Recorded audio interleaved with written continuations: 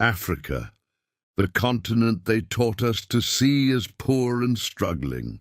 But what if I told you that the world's greatest wealth lived right here? Wealth so massive, so unbelievable, that historians tried to bury it under silence. Because today we're going deep into the forgotten story of Africa's wealthiest kings, queens, and empires. Stories so powerful they could rewrite everything you thought you knew about global history. Let's begin. The truth they never taught you. For centuries, many history books were written to make Africa look powerless.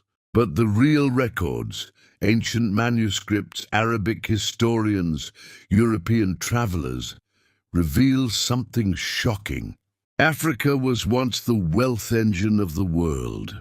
Gold, ivory, trade routes, empires, innovation. Civilizations so organized and so wealthy that even Europe and Asia looked toward Africa for resources. So today, you will hear the stories that were erased. Let's start with the king, whose wealth the world still cannot calculate. Mansa Musa, the richest man in human history. When people speak of the richest people today, they talk about trillion-dollar companies and tech billionaires. But none of them, not Jeff Bezos, not Elon Musk, not any king in Europe, could compare to Mansa Musa, ruler of the Mali Empire. This was a man whose wealth was so enormous that when he traveled, he changed the entire economy of every city he passed. Imagine walking with 60,000 people, 12,000 slaves dressed in silk, and camels carrying 136 kilos of gold each. He gave away so much gold in Cairo that gold prices crashed, and the economy of Egypt didn't recover for 12 years. Let that sink in. One African king affected the economy of another continent by mistake. Even today, economists say Mansa Musa's wealth is impossible to measure. He was likely richer than any person who has ever lived. But he wasn't the only one. The Benin Empire, the city that outshined Europe. Travelers from Portugal arrived in the 1400s and saw something they never expected. A city so advanced, so wealthy, so beautiful, that they wrote in their reports, "No city in Europe can compare to Benin." Benin City had smooth highways, massive walls, underground drainage systems, and a royal palace filled with bronze and gold artwork. The Obas of Benin controlled a powerful trade empire. Gold, ivory, pepper, bronze, coral. Benin was a marketplace of luxury goods. The city was so well planned that European travelers wrote, "Benin is as large as Lisbon or Seville and better governed." So why don't we learn this in school? Because in 1897, the British invaded and burned it to the ground, stealing thousands of priceless bronze sculptures now sitting in European museums. The wealth was not lost. It was taken. Great Zimbabwe, the stone kingdom of gold. In southern Africa stands a massive stone city built without mortar. Walls as tall as 11 meters. Stone towers.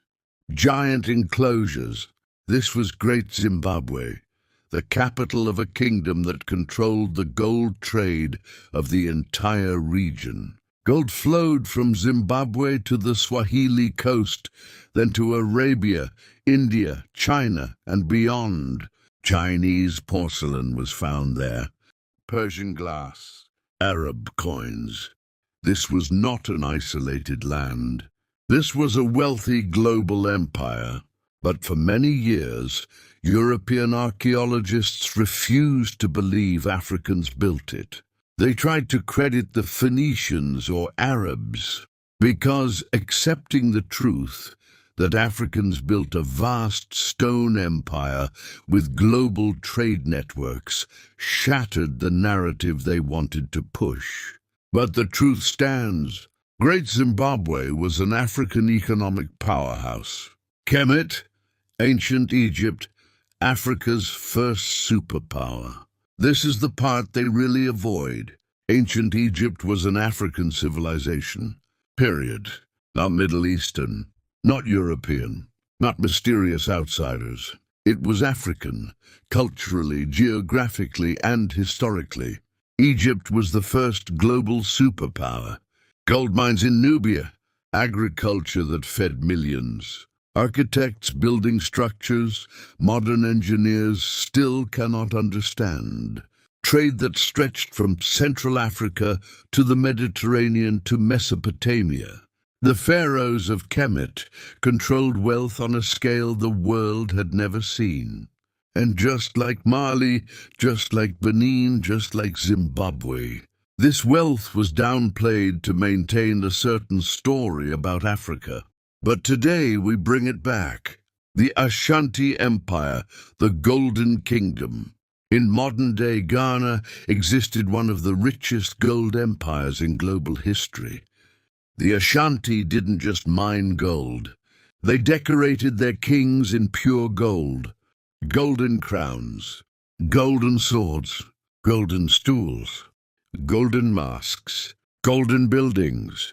The British were shocked by the wealth they saw. Some even wrote, "Gold is so common in Ashanti that it is like dust on the streets." The Ashanti golden stool, a sacred object, was said to hold the soul of the nation. This was not a poor people.